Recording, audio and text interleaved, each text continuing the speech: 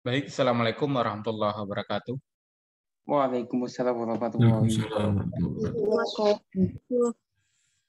Alhamdulillah, saudara, pada pagi hari ini kita dapat bertemu kembali dalam mata kuliah Bahasa Indonesia. Mudah-mudahan saudara sudah siap untuk mengikuti pelajaran pada pagi hari ini. Di beberapa waktu lalu, saya sudah memberikan tugas kepada Anda untuk membuat makalah terkait dengan diksi, ya, kalimat juga, dan paragraf juga, dan ada 9 tema lainnya. Ya. Nah, pada pagi ini, saya akan coba membahas tentang meringkas saja ya tentang diksi kalimat dan paragraf. Kenapa 3 hal ini penting dalam belajar bahasa Indonesia? Padahal pada dasarnya saudara sudah tidak asing lagi dengan diksi ya kalimat dan paragraf ini. Sejak SD, SMP dan SMA Anda sudah belajar bahasa Indonesia dan tentunya hal itu artinya tidak asing lagi bagi Anda tentang kalimat, diksi, dan paragraf ini. Tapi kita akan mengulangnya kembali. Mudah-mudahan ini bermanfaat untuk kita semua untuk memperlancar materi-materi yang sudah Anda kuasai itu. Anda sudah bikin tugasnya kan? Sudah, Pak. Sudah ada di Ya. grup. Saya kumpulin di drive. Ya. Baik. Dan sekarang kita lihat ya. Diksi itu secara sederhana yaitu pilihan kata. Dan menurut Kamus Besar Bahasa Indonesia, diksi adalah pilihan kata yang tepat dan selaras ya dalam penggunaannya untuk mengungkapkan gagasan sehingga diperoleh makna tertentu seperti yang diharapkan oleh si komunikator. Nah, saudara, kenapa kita memilih diksi untuk ini? Untuk dalam berkomunikasi, baik komunikasi lewat tulisan maupun komunikasi lewat lewat tulis. Menurut Anda kira-kira siapa yang bisa memberikan pendapat kenapa perlu memilih kata itu? Saya Bapak. Listi, silahkan Listi. Jadi diksi itu dalam sebuah karya itu seperti bumbu gitu Pak. Kalau misalkan sebuah karya itu tanpa diksi itu seolah-olah tuh tanpa bumbu. Jadi kalau agar karya itu terlihat gurih untuk dibaca gitu Pak. Agar karya itu terlihat gurih untuk dibaca gitu. Ya. Jadi diksi itu kayak sebagai bumbu gitu dalam sebuah karya. Dalam sebuah karya. Iya Pak. Ada lagi yang lain? Saya Pak. Daryl, silakan. Itu membuat orang yang baca atau mendengarkan karya sastra itu menjadi lebih paham Pak mengenai apa yang disampaikan. Ya. Jadi diksi itu seperti yang sudah saudara bahas itu agar komunikasi itu lancar dan apa yang Anda maksudkan ya dalam komunikasi itu sama halnya didengar oleh si penerima pesan. Jadi agar pesan yang kita sampaikan itu sama dengan apa yang diterima oleh penerima pesan. Nah, dalam konteks komunikasi, pemilihan kata ini agar agar komunikasi kita berjalan efektif. Nah, selain itu, ada juga hal-hal lain yang mendasari kenapa dalam berkomunikasi kita memilih diksi, karena ada persoalan-persoalan moral dalam berkomunikasi. Nanti dalam contoh-contoh kita lihat ya. Contohnya saja, ada kata yang berpadanan ya atau kata yang sama seperti kata meninggal, mati, mampus, wafat gitu ya. Artinya apa? Semuanya adalah hilangnya nyawa dari badan manusia. Mati, hilangnya nyawa, gitu kan? Kemudian wafat juga. Nah, kenapa kita memilihnya untuk hal-hal tertentu? Untuk manusia, kan nggak mungkin kita menyebutkannya, ada juga yang menyebutkannya mati, tapi itu terlalu kasar. Ya. Tapi kalau untuk binatang kan nggak mungkin juga kita mengucapkan binatang itu wafat, karena wafat itu lebih pada ungkapan untuk manusia. Jadi selain untuk menyampaikan pesan yang tepat dalam berkomunikasi, diksi juga terkait dengan moral. Terkait dengan moral bagaimana manusia berkomunikasi. Nah, saudara, kemahiran memilih kata dapat diperoleh dari penguasaan terhadap kosakata yang cukup luas. Penguasaan terhadap kosakata ini salah satunya dapat dibangun dengan rajin membaca. Ya. Kalau di sini disebut dengan rajin membuka kamus. Nah, saudara, bagaimana kalau orang yang ingin menguasai kata-kata tapi tidak banyak membaca? Itu kan sebuah ironi.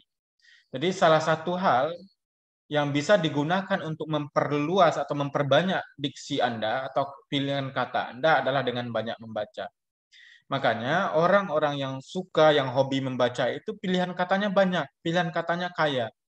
Dia tidak monoton dalam berbahasa, tapi bisa menggunakan kata-kata tertentu untuk persoalan-persoalan tertentu juga. Nah, selanjutnya, saudara, fungsi ini, diksi ini juga tidak hadir begitu saja. Dia memiliki fungsi tertentu dalam berbahasa. Nah, apa fungsinya? Fungsinya ya, yang pertama, membuat orang yang membaca, mendengar menjadi lebih paham mengenai apa yang ingin disampaikan oleh pengarang atau komunikator. Tadi juga seperti yang disampaikan oleh teman Anda, agar apa? Agar pesan itu sampai kepada penerima pesan dengan baik. Kalau kita menyampaikan A, sampai ke penerima pesan juga A, tidak A tambah atau tidak A kurang. Ini yang disebut dengan komunikasi yang efektif. Kemudian membuat komunikasi menjadi lebih efektif. Ini berhubungan dengan yang pertama. Kenapa lebih efektif? Karena setiap pilihan kata yang tepat itu memberikan makna yang pas kepada si penerima pesan. Yang ketiga, melambangkan ekspresi yang ada dalam gagasan secara verbal, tertulis ataupun terucap. Ya, ekspresinya seperti apa? Kalau Anda tadi kembali kepada contoh yang dari awal, kalau Anda mengucapkan kata mampus, ya, itu menandakan ekspresi apa? Ekspresi itu apa? Kalau Anda menyampaikan mampus, ada maling, kemudian dikeroyok oleh massa, meninggal. Tapi Anda kan tidak mengatakan dia meninggal, tapi mampus. Itu ekspresi kebencian, sakit hati, dan lain-lain ketika untuk mengucapkan kata yang sama. Dan ini berbeda kalau Anda memilihnya untuk contohnya, bagaimana Anda memilih kata hilangnya nyawa dari badan, tapi untuk seseorang yang Anda hormati, untuk seseorang yang berjasa untuk Anda atau untuk masyarakat. Pahlawan contohnya. Gitu. Anda akan mengatakan apa kalau pahlawan yang meninggal itu? Dengan pilihan kata yang mengungkapkan ekspresi bahwa Anda menghargai mereka, mereka berjasa kepada kita, gitu. Ini yang ketiga. Yang keempat, membentuk ekspresi ataupun gagasan yang tepat sehingga dapat menyenangkan pendengar ataupun pembaca. Ya. Gagasan yang pas sehingga dapat dalam konteks ini dapat menyenangkan pendengar ataupun pembaca. Banyak contoh-contoh lain nanti Anda bisa lihat dan mungkin juga Anda sudah bisa memahami. Nah, saudara, dalam hal ini banyak ya, syarat-syarat diksi yang baik itu ada banyak. Contohnya yang pertama, pilihan kata yang baik harus dapat membedakan antara makna denotasi dan makna konotasi secara cermat. Untuk memilih kata-kata yang pas, kita harus paham makna itu adalah memiliki makna denotasi atau konotasi. Kata itu memiliki makna denotasi atau konotasi. Ayo, siapa yang bisa menyampaikan apa arti makna denotasi dan konotasi? Makna denotasi itu makna yang sebenarnya, Pak. Ini siapa nih? Rifki? Iya. Kalau konotasi itu kayak makna denotasi makna yang sebenarnya. Kalau makna konotasi? Kiasan. Iya, kiasan yang tidak sebenarnya, Pak. Baik. Ya, terima kasih. Ini contohnya di sini makna makan itu di rumah makan sederhana itu ini disebut dengan Pengemis itu sedang makan di rumah makan sederhana. Denotasi, Pak. Makna Denotasi. denotasi makan itu ya dia Mengungkap benar-benar yang sedang sebenarnya. makan. Tapi kalau upacara adat itu makan biaya yang sangat besar. Konotasi, Pak. Notasi kan nggak mungkin ya. Jadi kiasan ya, makna yang tidak sebenarnya. Itu yang pertama. Jadi untuk memilih diksi, Anda harus memahami kata itu adalah kata yang sebenarnya ataupun kata kiasan, makna denotasi ataupun makna konotasi. Yang kedua, yang perlu Anda perhatikan dengan baik adalah kata umum dan kata khusus. Kata umum apa? Kata yang melambangkan acuannya yang lebih luas. Partai, mobil, ya. Nah, itu acuannya luas. Di bawah itu masih ada. Apa itu? Contohnya Golkar, Demokrat, PKS ya. Itu adalah kata khusus dari partai. Kata khusus dari partai. Nah, kalau mobil kata umum, kata khusus dari mobil apa? Iya. Avanza. Mereknya, Pak. Dan lain-lain ya. Nah, tapi mobil ini juga bisa menjadi kata khusus. Kalau apa? Kalau kata umumnya apa? Kendaraan, Pak. Kendaraan. Ya. Kendaraan ya. Alat transportasi. Nah, itu kata umumnya, kata khususnya ada mobil, ya, ada motor, ada pesawat dan lain-lain. Jadi nanti Anda lihat konteksnya secara umum, secara khusus, tapi juga Anda lihat bagaimana posisi kata itu dalam sebuah kalimat. Yang ketiga, untuk memilih diksi yang baik, saudara harus memahami kata-kata konkret dan kata-kata yang abstrak. Ayo, siapa bisa menjelaskan? Kata-kata konkret itu apa? Kalau konkret itu sering digunakan, Pak. Kalau abstrak tuh jarang digunakan dan maknanya tuh agak nyeleneh, agak beda gitu. Ya, kurang pas ya Listi ya. Coba yang lain, siapa yang bisa berkomentar? Konkret dan abstrak itu apa sebenarnya? Tadi teman Anda sudah menyampaikan Listi ya. Konkret itu jarang digunakan gitu ya. Abstrak itu apa? Bagaimana Listi? Kalau abstrak itu jarang digunakan gitu, Pak. Abstrak jarang digunakan. Ya, ayo yang lain dulu, yang lain. Nanti kita sampaikan. Apa itu kata-kata yang konkret dan kata-kata yang abstrak? Itu di Anda lihat PowerPoint, materi PowerPoint saya. Lihat, Pak. Coba yang lain. Saya nggak lihat nama-nama Anda ya, nama-nama peserta. Coba Anda lihat ini materinya. Kata konkret adalah kata yang acuannya mudah diserap oleh panca indera. Saya Pak, mungkin konkret bisa dirasakan, bisa dilihat, diraba, didengar, dan bisa dicium. Sedangkan abstrak kebalikannya dari konkret, Pak. Ya. Kata-kata yang abstrak itu apa? Itu, Pak, yang kata-katanya tidak mudah dipahami, Pak. Kata-katanya tidak bisa tadi Dewi sudah pas ya. Nah, kata-katanya itu tidak bisa diraba oleh panca indera. Tidak bisa dicium oleh panca indera. Contoh kata-kata yang abstrak itu yang sering Anda umbar itu cinta itu abstrak. Kasih sayang. Ya, kenapa abstrak? Dia ada nggak cinta itu? Kasih sayang itu. Ada, Pak. Ada, Pak. Ada, Pak. Ada apa ada? Ada.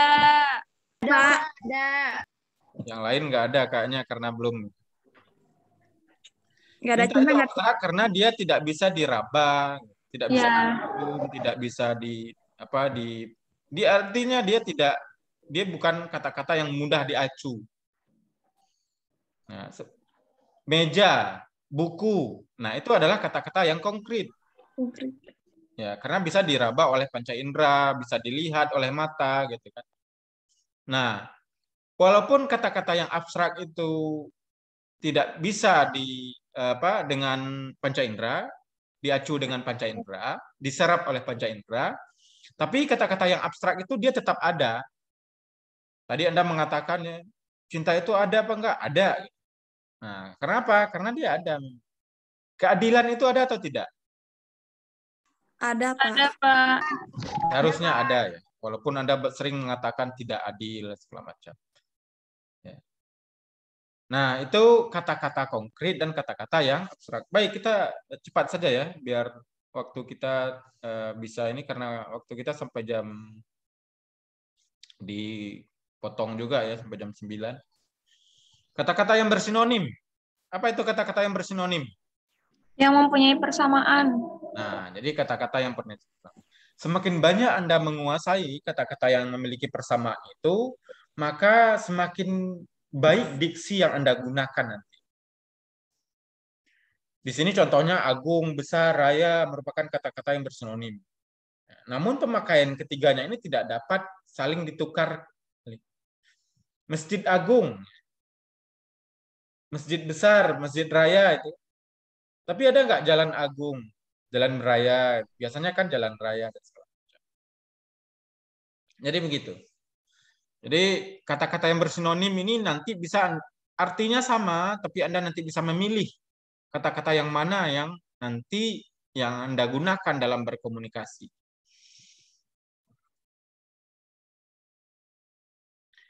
Selanjutnya, untuk membuat diksi yang baik, Anda harus paham bagaimana pembentukan kata itu. Ya, ada dua cara pembentukan kata, yaitu dari dalam bahasa Indonesia sendiri dan dari luar bahasa Indonesia atau dari bahasa asing. Nah, contohnya, dalam bahasa Indonesia terbentuk kosakata baru dengan kata dasar yang sudah ada. Contohnya apa? Acara. Ada yang disebut dengan tata acara, tata bahana, tata boga, dan seterusnya.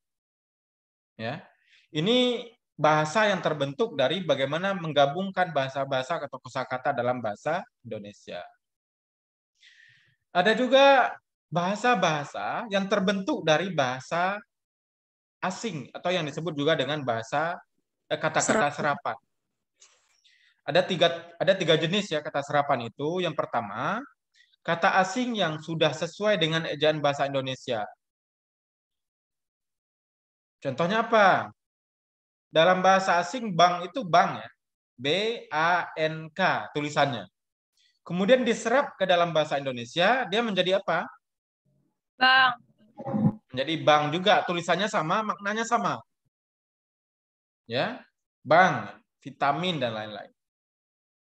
Jadi, yang pertama, kata-kata bahasa asing itu, kata-kata dari asing itu diserap dengan utuh, dengan makna yang sama, dengan tulisan yang sama.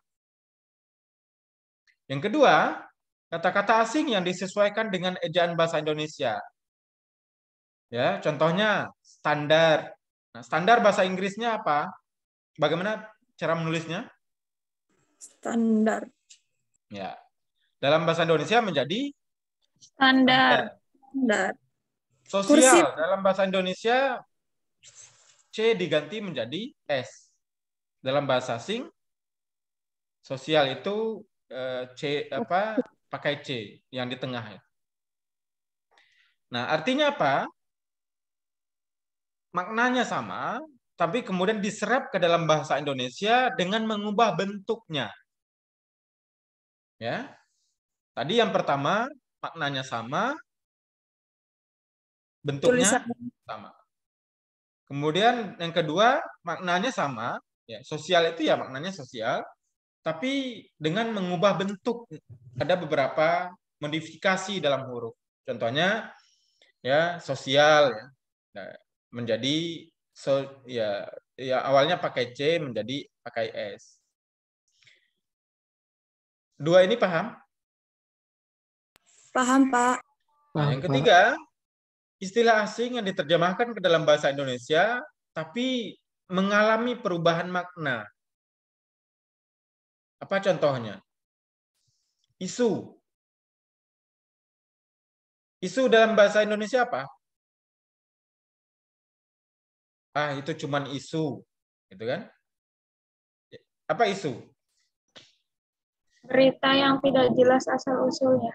Nah, berita yang seolah-olah belum jelas isu itu dalam bahasa Indonesia. Nah, dalam bahasa Inggris, isu itu artinya semua kata publikasi, perkara dan lain-lain. Nah, ketika diserap ke dalam bahasa Indonesia, dia mengalami penyempitan makna. Menjadi berita yang tidak jelas. Awalnya semua publikasi itu adalah isu dalam bahasa asing. Dalam bahasa Indonesia diserap menjadi hanya publikasi yang tidak jelas saja.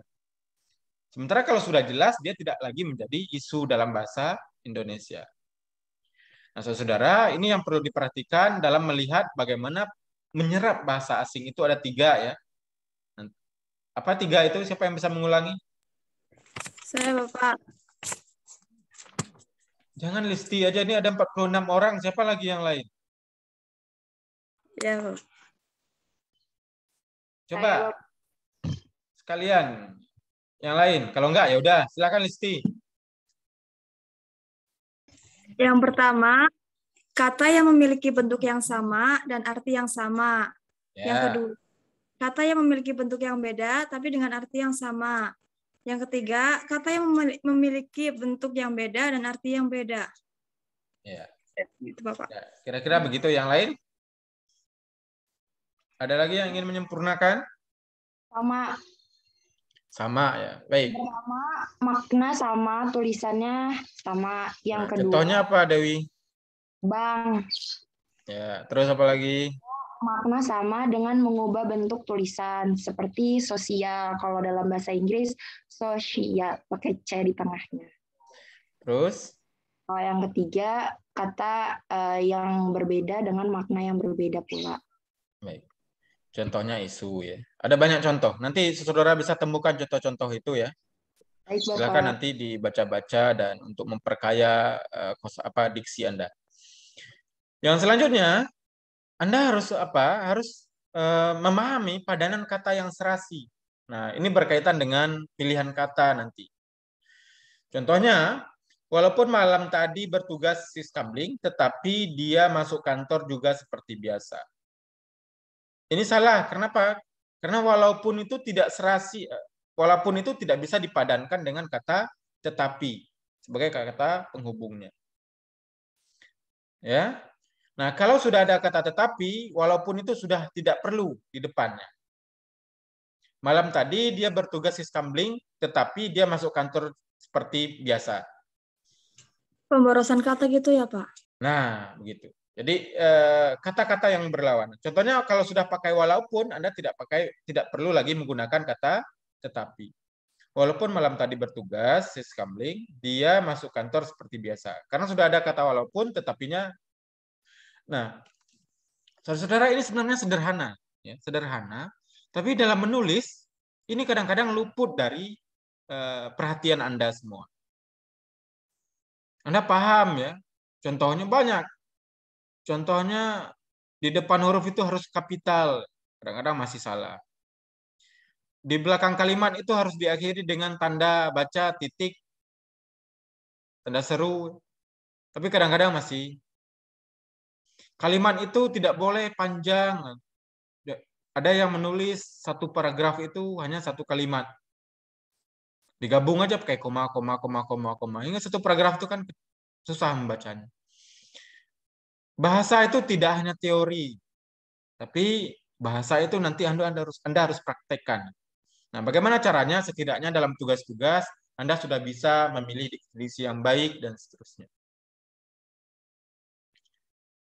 Nah, Anda juga harus memahami kata-kata yang idiom atau idiomatis.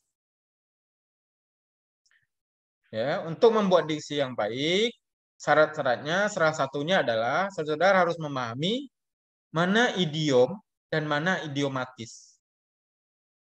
Nah, idiom itu adalah ungkapan bahasa yang artinya tidak secara langsung dapat dijabarkan dari unsur-unsurnya.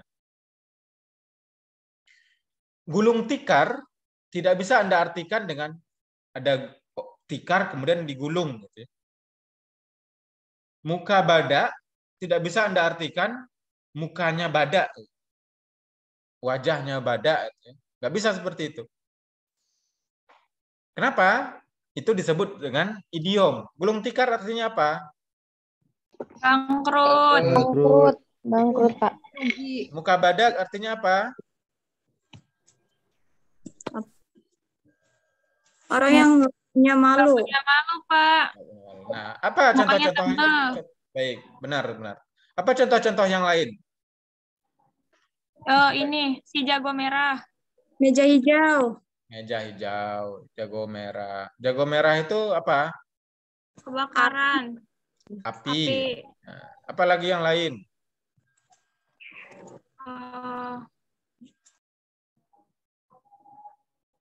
Ayo yang lain banyak ini contoh-contoh idiom itu.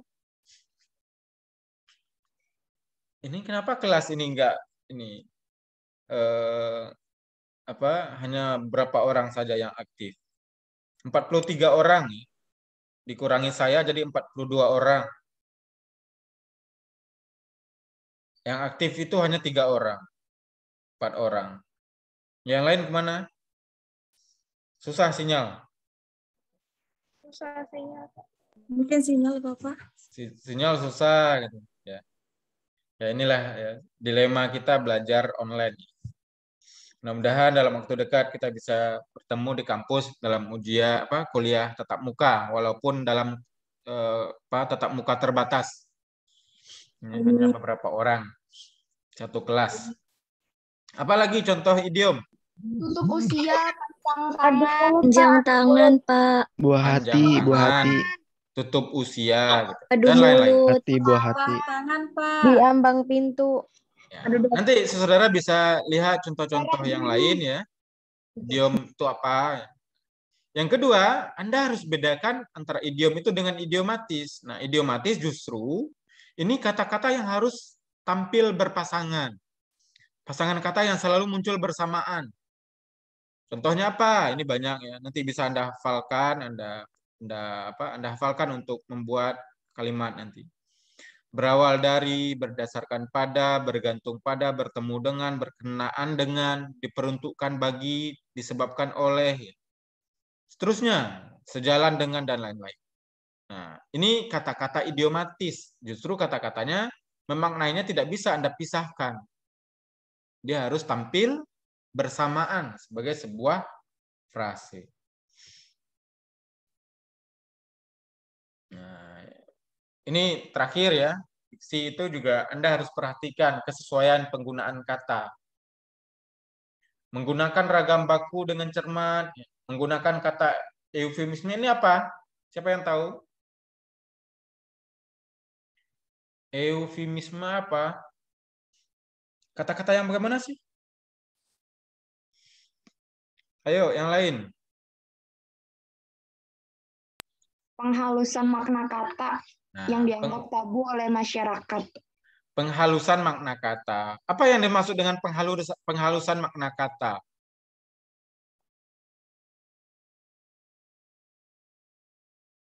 Maling uang negara dihaluskan menjadi apa? Tikus berdasi. Jadi koruptor ya. Tikus berdasi. Banjir dihaluskan menjadi genangan air. Iya, Kak? Iya, Pak. Iya, Pak, itu halus banget. Nah, kenapa orang membuat penghalusan kata itu? Untuk tujuan apa? Kenapa enggak orang yang mengambil uang rakyat itu disebut dengan rampok atau maling?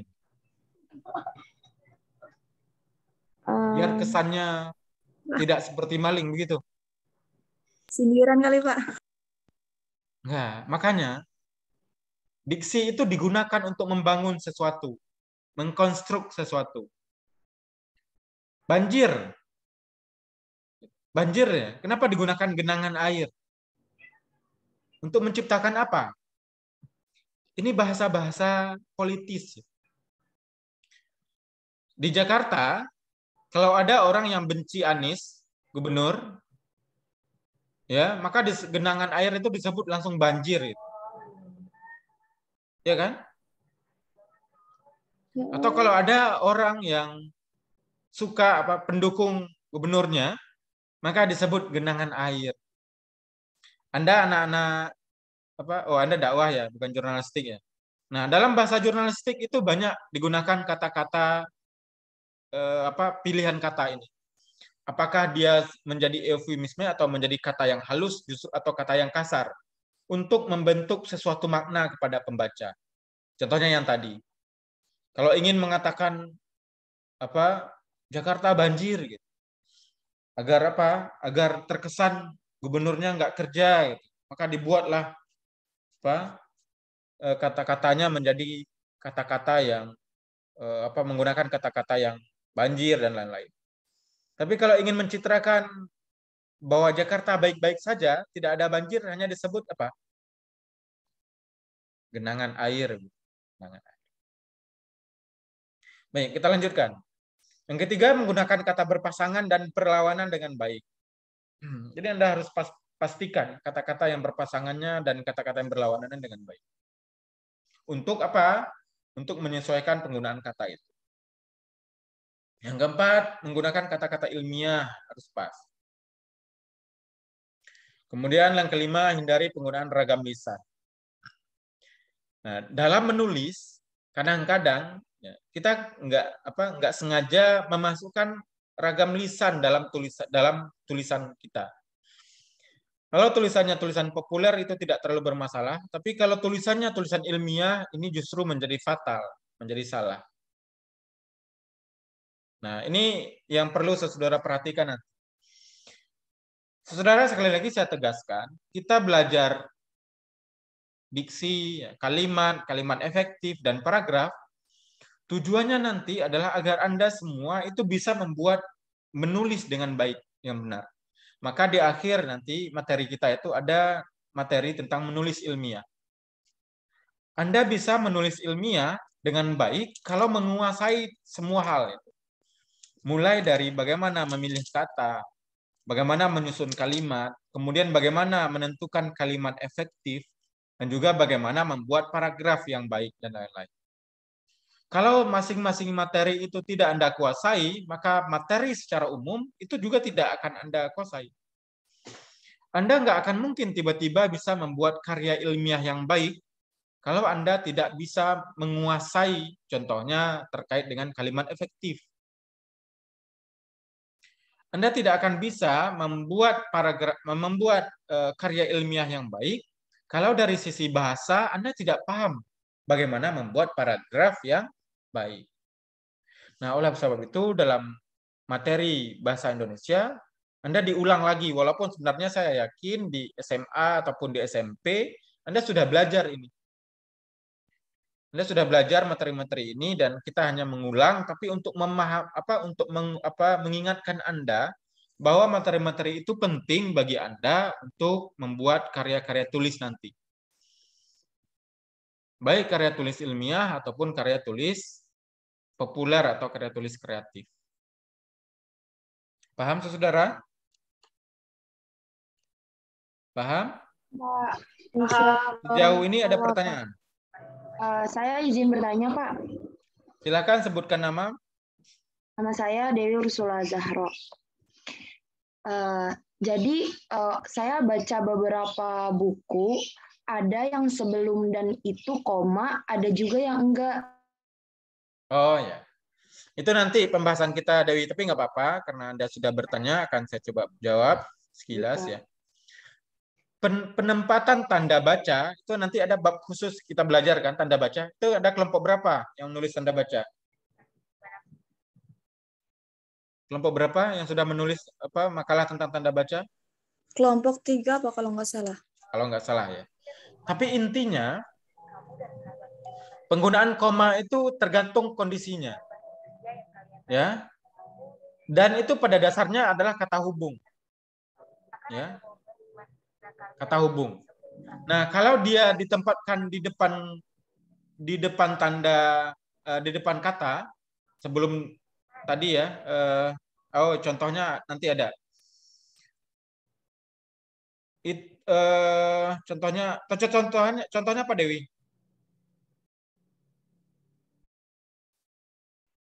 Contohnya gini. Anda menulis sendok, garpu, dan pisau. Ya. Itu Anda ingin merinci 3 hal itu, maka masing-masingnya walaupun ada Anda kata terakhir itu dan, maka di depan dan itu harus ada tanda koma, Dewi. Tapi kalau Anda mengatakan 2 hal, contohnya antara pisau, garpu dan sendok, maka pisau, garpu dan sendok itu menjadi 1. Paham, Dewi? Paham, Pak. Jadi kalau Anda ingin mengatakan pisau, garpu dan sendok, jadi garpu dan sendok itu menjadi 1 entitas. Sementara kalau Anda tambahkan koma di depan dan, pisau, garpu, sendok, dia menjadi 3 entitas. Gitu. Nah, nanti ini pasnya nggak bisa kita harus kita buat diskusi tidak bisa dijelaskan hanya secara teoritis ya. Harus dengan contoh-contoh. Ya. Gitu Dewi ya. Untuk sementara begitu. Tadi ada yang raise hand, ada yang Saya, Pak. Saya. Husnul Khotimah, silakan. Iya.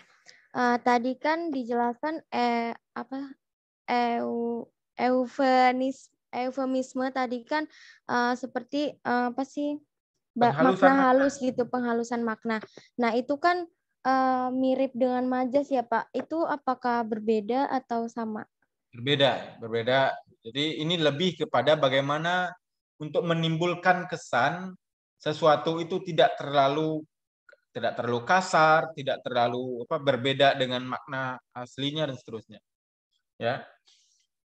Dulu banyak ya kata-kata selain kalau kita mengatakan pelacur, mohon maaf, itu kan kasar ya. Seolah-olah pelacur itu seperti apa gitu bahasanya. Kemudian dihaluskan menjadi apa? Kupu-kupu malam. Kupu-kupu malam. Kupu malam. Ya gitulah kira-kira Husnul Khotimah ya. Iya. Jadi berbeda. Nanti makanya silakan Anda baca-baca. Kalau Anda rajin membaca, Anda akan banyak menguasai hal-hal itu. Pengalaman Anda luas, pemahaman Anda tentang kata-kata luas dan seterusnya. Baik. Ada pertanyaan lagi? Terima kasih, Pak. Baik, terima kasih. Siapa? Saya Listi, Bapak. Listi Latifah, silakan. Tadi kan dijelaskan eufemisme itu kan penghalusan kata ya, Pak. Contohnya dari banjir ke genangan air. Kalau misalkan dari genangan air ke banjir itu kayak pengasaran kata gitu, Pak. Itu ada dalam konteks berbahasa kita belum mengenal istilah itu ya. Jadi yang kita kenal istilahnya penghalusan makna. Itu Listi. Berarti kalau kebalikannya belum ada gitu ya, Pak? Kebalikannya tidak lazim kita menggunakan itu ya dalam konteks berbahasa.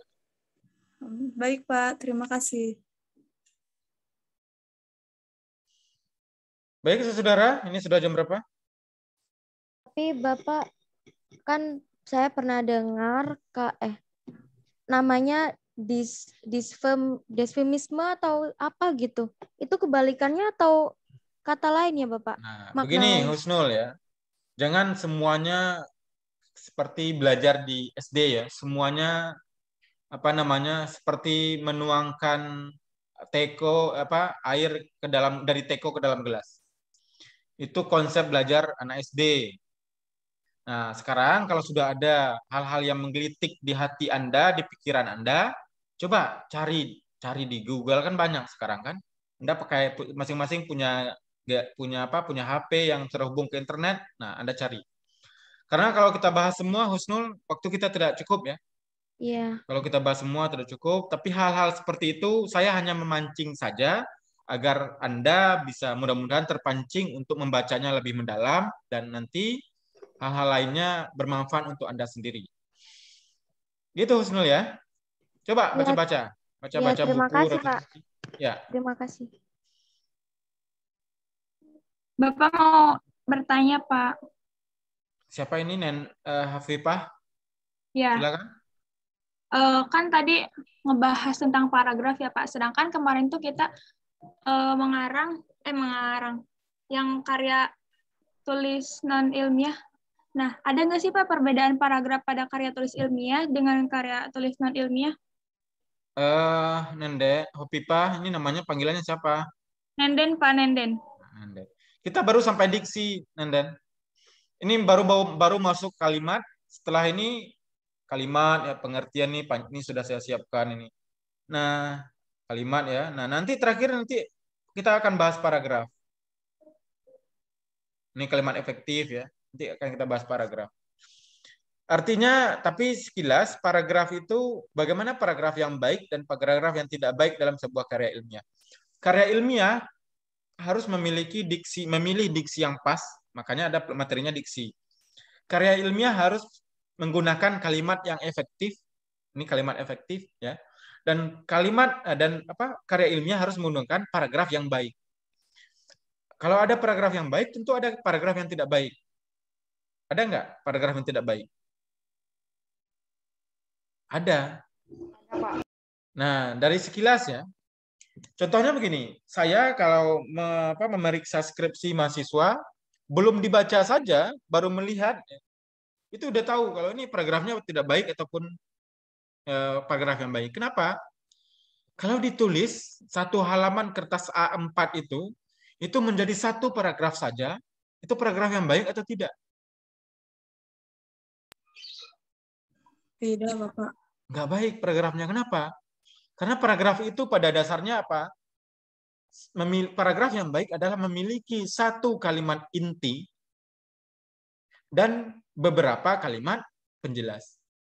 Satu kalimat inti itu artinya apa? Hanya satu kalimat inti itu adalah tidak memiliki inti-inti yang inti-inti yang banyak. Kalau hanya satu kalimat inti itu tidak mungkin paragraf itu satu halaman. Paling hanya beberapa baris ketikan. Makanya dosen itu kan kadang-kadang Anda curiga, jangan-jangan nggak dibaca, jangan-jangan ini gitu. Ya, kenapa harus dibaca kalau dari strukturnya saja sudah salah? Dari struktur bahasa saja sudah salah. Tapi kalau dalam satu halaman itu ada 4 paragraf, itu dicurigai, bisa jadi dia adalah paragraf yang baik. Gitu ya. Tentang kalimat. Jadi intinya dalam karya ilmiah itu ada diksi yang baik, pilihan kata yang pas, kemudian ada kalimat yang efektif, dan ada paragraf yang baik.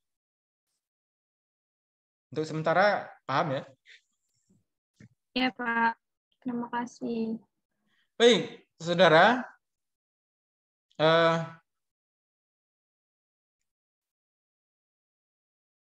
Sudah baru jam berapa? Jam 8:30 ya? Masih ada waktu setengah jam, Pak. Masih ada waktu setengah jam. Nah, saya minta kepada saudara, tadi kan sudah ada saya sampaikan syarat-syarat itu ya. Pemilihan kata yang baik. Sekarang kita masuk kepada kalimat. Nah, apa itu kalimat? Secara teoritis, kalimat adalah bagian ujaran yang mempunyai struktur minimal terdiri dari subjek dan predikat. Dan intonasinya menunjukkan bagian ujaran itu sesuatu yang sudah lengkap. Jadi yang pertama, kalimat adalah bagian ujaran yang mempunyai struktur minimal subjek dan predikat, dan intonasinya menunjukkan ujaran yang sudah lengkap. Kemudian kalimat merupakan satuan bahasa yang sekurang-kurangnya terdiri dari subjek dan predikat. Yang ketiga, secara teoritis ya, kalimat merupakan bagian ujaran yang dapat disampaikan dalam wujud lisan ataupun tulisan yang mengungkapkan pikiran yang utuh. Jadi mengungkapkan pikiran yang utuh. Nah, kalimat itu memiliki penanda. Dalam wujud lisan, kalimat itu ditandai dengan ucapan dengan suara yang turun, keras, lembut, ada jedanya, kemudian diakhiri dengan intonasi akhir. Itu kalau kalimat lisan. Dalam bahasa tulis, kalimat itu diakhiri oleh 3 tanda. Ya, diawali dengan huruf kapital, kemudian diakhiri oleh tanda titik, tanda tanya, dan tanda seru. Jadi 3 tanda baca ini merupakan penanda berakhirnya sebuah kalimat. Bagaimana dengan tanda baca yang lain, Pak? Ada koma, ada apostrof, gitu, ada dan lain-lain. Nah, itu semua tidak menunjukkan sebuah kalimat berakhir. Nah, makanya dari melihat saja, tadi saya sudah paham, ini kalimatnya salah, Pak. Kenapa gitu? Kalau Anda banyak contohnya nulis ya, ada tanda titik, kemudian ada tanda tanya, dan ada tanda seru. Itu sudah merupakan kesalahan dalam menulis karya ilmiah. Kenapa salah? Karena kalimat itu hanya boleh diakhiri oleh satu tanda baca saja. Nah, kalau Anda buat tanda titik, tanda tanya, tanda seru, itu bagaimana maknanya? Anda marah gitu kan?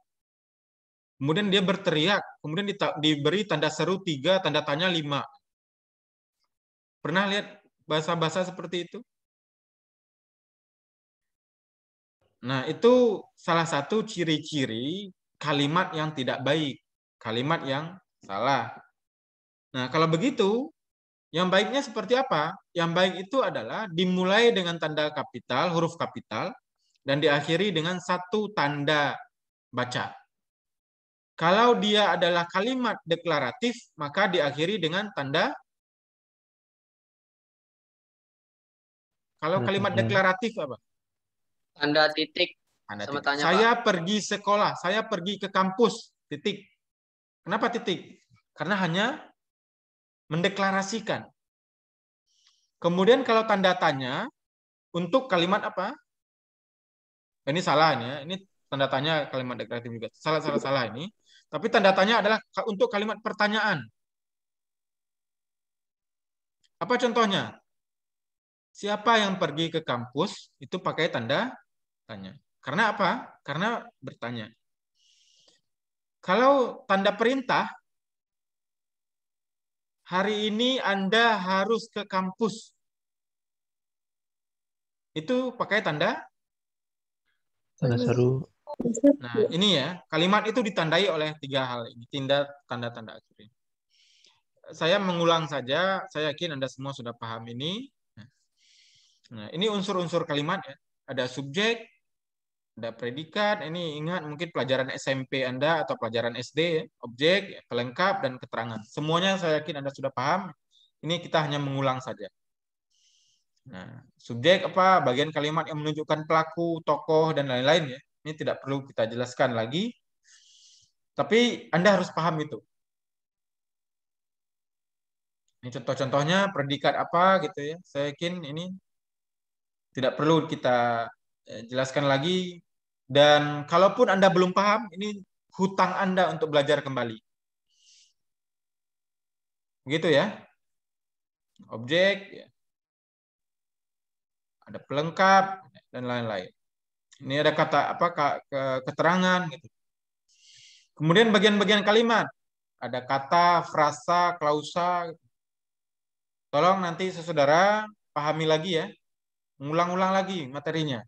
Apa itu kata, frasa, klausa. Kemudian ada tataran kalimat. Ada kalimat yang berupa tataran kata.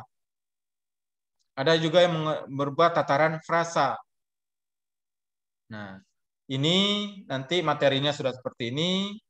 Kalau nanti keluar di ujian pertanyaan-pertanyaan seperti ini, Anda harus bisa menjawab.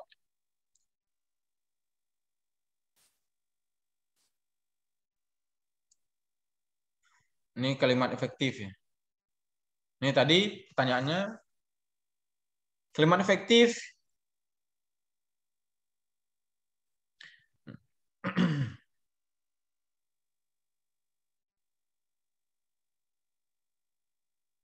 Nah, beberapa ahli menyebutkan tentang kalimat efektif ya. Contohnya ada yang mengatakan bahwa kalimat adalah bagian bahasa terkecil yang mengungkapkan pikiran yang utuh. Ini kalimatnya. Ini belum kalimat efektif.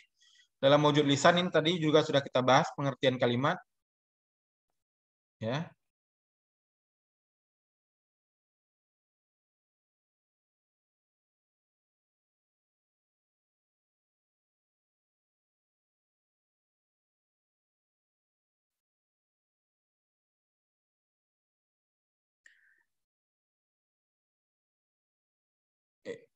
Frasa dan lain-lain ini contoh ya.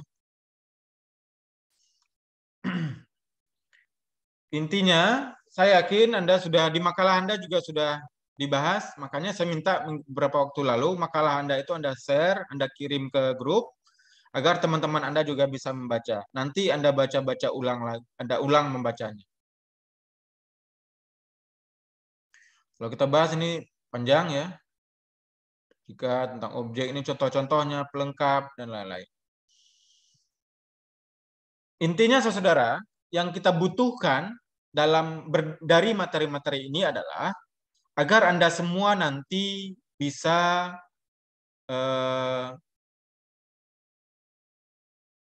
membuat membuat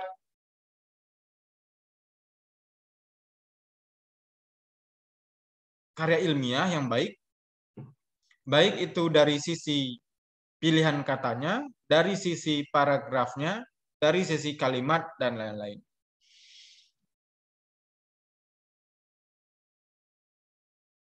.43 orang. Mas Uliatul Dianah masih hadir atau gimana?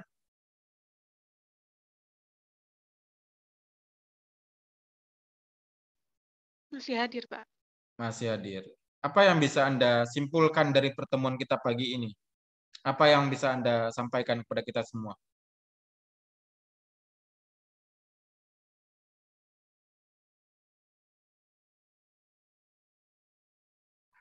Dari beberapa materi yang saya sampaikan tadi, apa yang bisa Anda tangkap? Apa yang bisa Anda dengar? Apa yang bisa Anda sampaikan kembali nanti?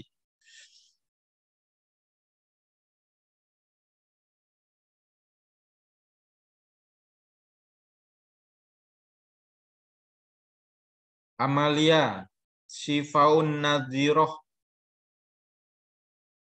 Amalia?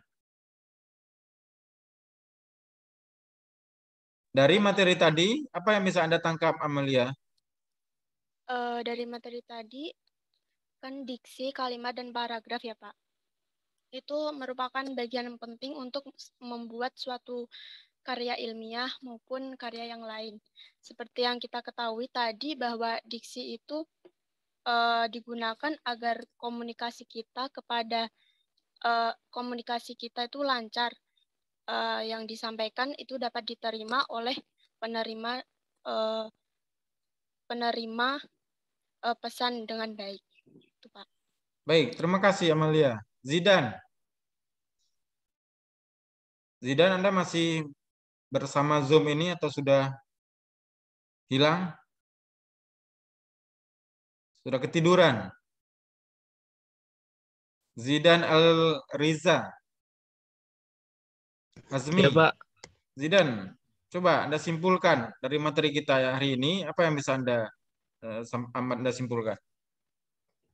Dari materi yang udah disampaikan, bahwa diksi itu harus dipilih dengan baik agar komunikasi yang kita lakukan itu baik juga kepada penerima pesan gitu, Pak.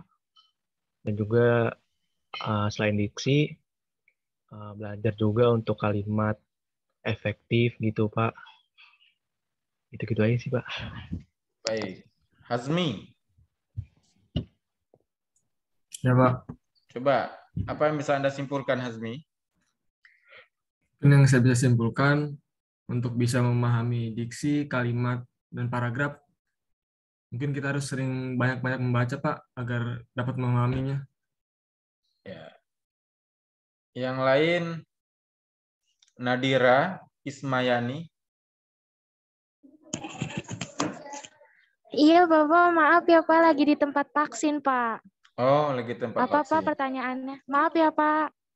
Baik, yang lain saja. Khofifah?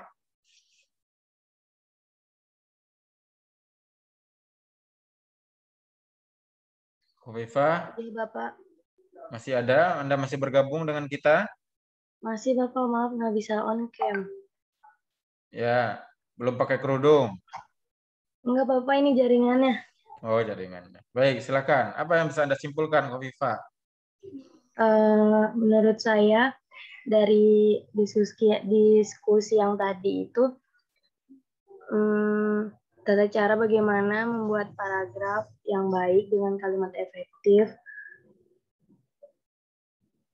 Itu saja sih Bapak yang dapat saya simpulkan. Baik, Khofifah.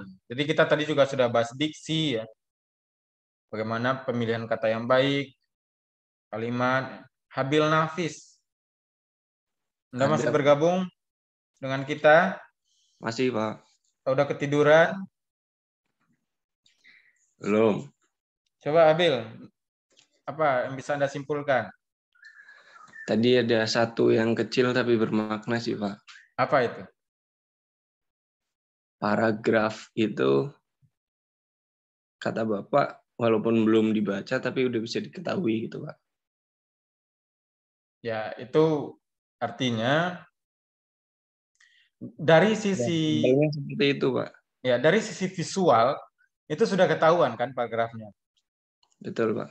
Nah, makanya membuat makalah itu, membuat tugas itu Anda memang harus bukan hanya harus teliti, harus ini, tapi juga Anda harus rapi dalam membuat paragrafnya. Gitu. Ada paragraf yang Anda tulis hanya satu kalimat, 2 baris contohnya. Kemudian ada paragraf lain Anda tulis panjang paragrafnya. Nah, itu kan tidak imbang. Padahal kalau Anda membuat paragraf yang baik berdasarkan teori yang tadi yang sampaikan bahwa paragraf yang baik adalah mengandung satu kalimat inti dan beberapa kalimat penjelas, gitu kan? Nah, kan nggak mungkin terjadi seperti itu, kecuali dalam karya-karya kreatif, karya-karya populer. Nah, itu nanti ada jenis-jenis lainnya. Gitu. Ya. Tapi dalam karya ilmiah biasanya seperti itu. Makanya dosen-dosen itu meriksa, bayangkan saja. Ada mahasiswa bimbingan 10 orang, satu skripsinya 100 halaman. Berarti ada berapa ratus halaman? 1000. 1000 halaman. 1000 halaman. Nah, kan ini penyakit mahasiswa biasanya ngumpulinnya akhir-akhir ya. Besok mau ujian dikumpulin. Atau seminggu saja, artinya dosen itu harus membaca 1000 halaman dalam waktu seminggu itu. Nah, belum lagi pekerjaan-pekerjaan lain. Nah, tapi tetap harus dibaca. Kenapa? Karena itu kan skripsi gitu. Nah, ada teknik-tekniknya bagaimana membaca cepat dan lain-lain. Ya, salah satunya adalah itu. Kalau dalam bahasa Inggris itu biasanya ada screening, dilihat. Nah, kalau kalimatnya berantakan, huruf kapitalnya tidak jelas, ada tanda bacanya tidak jelas, itu kan silakan dikembalikan lagi ke mahasiswa untuk direvisi. Begitu. Mudah-mudahan ke depan Anda bisa memperhatikan ini dan tentunya ke depan Anda bisa lebih baik ya dalam membuat tugas, baik tugas-tugas harian maupun dalam membuat tugas-tugas UTS ataupun tugas-tugas ujian akhir nanti. Baik, saudara, ada lagi yang ingin menyimpulkan pertemuan kita pada pagi hari ini? Saya, Pak. Silakan, Daril. Bahwa kalimat itu kan ada strukturnya, subjek, predikat, objek, keterangan, sama pelengkap. Dan juga kalimat itu ada kalimat efektif dan kalimat tidak efektif. Dan fungsi diksi itu tuh fungsi semuanya itu baik diksi, kalimat, paragraf itu agar memudahkan pembaca memahami dan agar strukturnya itu bagus atau sesuai. Ya. Baik, Daril. Sekali lagi saya sampaikan untuk teman-teman semua, materi ini tidak cukup hanya di kelas saja, apalagi kelas online seperti ini, saya menyadari sangat tidak efektif, ya. Tapi membutuhkan kesadaran Anda untuk belajar mandiri. Materi-materi yang sudah saya berikan diharapkan Anda mengulang lagi, kalau bisa Anda latihan-latihan di rumah, agar semuanya bisa menjadi bermanfaat untuk Anda nanti. Jangan nanti pas nulis skripsi, nulis tugas akhir, justru Anda masih belum bisa menulis paragraf yang baik, kalimat yang baik, dan akhirnya apa? Akhirnya ya seolah-olah pelajaran bahasa Indonesia ini tidak bermakna untuk Anda, tidak bermanfaat untuk Anda. Mudah-mudahan ke depan tidak begitu, mudah-mudahan Anda semua bisa meluangkan waktu untuk belajar mandiri di rumah tentang materi-materi yang sudah kita bahas ini. Baik, kalau tidak ada pertanyaan atau diskusi kita untuk pertemuan saya minggu. Boleh bertanya nggak, Pak? Greina, silakan Greina. Jadi saya ingin bertanya tentang penghalusan kata lagi, Pak. Kalau dalam karya tulis ilmiah, itu sebenarnya penghalusan kata itu menjadi nilai tambah kalau misalnya banyak penghalusan katanya itu malah jadi bagus, atau sebenarnya nggak ada hubungannya aja gitu, Pak? Greina, kalau penghalusan kata itu sesuai dengan konteksnya saja. Ya, sesuai dengan konteksnya saja. Nah, biasanya dalam karya-karya kreatif justru penghalusan kata ini justru banyak digunakan oleh pengarang. Nah, dalam bahasa ilmiah justru kita ingin melihatnya, makanya ingin melihat apa makna sesungguhnya kalimat efektifnya. Jadi, penghalusan kata itu harus tepat sasaran juga. Jangan semuanya kemudian dihaluskan, ya. Tapi kesannya memang adalah kesan bagaimana moral penulisnya dan seterusnya.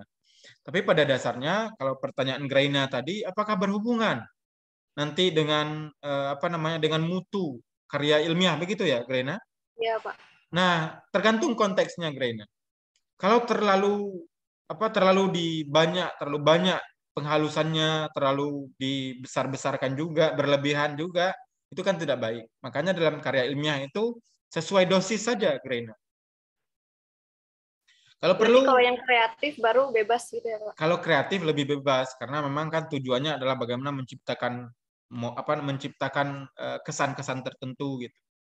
Contoh tadi kalau kita bahas ya, anak-anak jurnalistik menulis berita itu kan ada framingnya. Bagaimana mereka membuat kesan. Kalau berita itu ditujukan untuk membuat kritik, tentunya dengan tidak menggunakan kata-kata yang halus, karena mengkritik. Kalau mereka ingin mengingatkan orang, tapi dengan tidak bahasa yang kasar, ya baru mungkin menggunakan kata eufemisme. Mengatakan, tapi pada dasarnya maknanya kan sama, bahwa maknanya sama. Anda katakan kupu-kupu malam dengan pelacur maknanya sama, cuman pelacur itu seolah-olah kasar dalam berkomunikasi, begitu saja, Rina. Ya kan? Tapi apakah maknanya beda? Maknanya ya kupu-kupu malam dalam kalimat yang Anda maksud ya, bahwa perempuan itu adalah kupu-kupu malam. Itu artinya apa? Dia kan menjual diri dan seterusnya, gitu kan? Kalau Anda katakan, ini mohon maaf, perempuan itu adalah ayam kampus. Apakah beda dengan perempuan itu adalah pelacur gitu? Gitu kan? Jadi penghalusannya dalam berkomunikasi itu begitu, dan ini banyak dilakukan dalam berkomunikasi oleh masyarakat Indonesia sekarang dan begitu, Greina. Mudah-mudahan Anda masih penasaran, dan dengan penasaran Anda nanti banyak-banyak baca lagi. Baik, Pak. Terima kasih, Pak. Baik, saudara. Kalau tidak ada lagi, mudah-mudahan masih ada, tapi kita batasi pertemuan kita pada cukup sampai di sini. Mudah-mudahan bermanfaat bagi Anda dan menjadi bekal bagi Anda nanti dalam perkuliahan selanjutnya. Mohon maaf kalau ada hal-hal yang tidak berkenan dari saya. Kita akhiri, wabillahi taufiq wal hidayah. Assalamualaikum warahmatullahi wabarakatuh. Waalaikumsalam warahmatullahi wabarakatuh. Waalaikumsalam warahmatullahi wabarakatuh.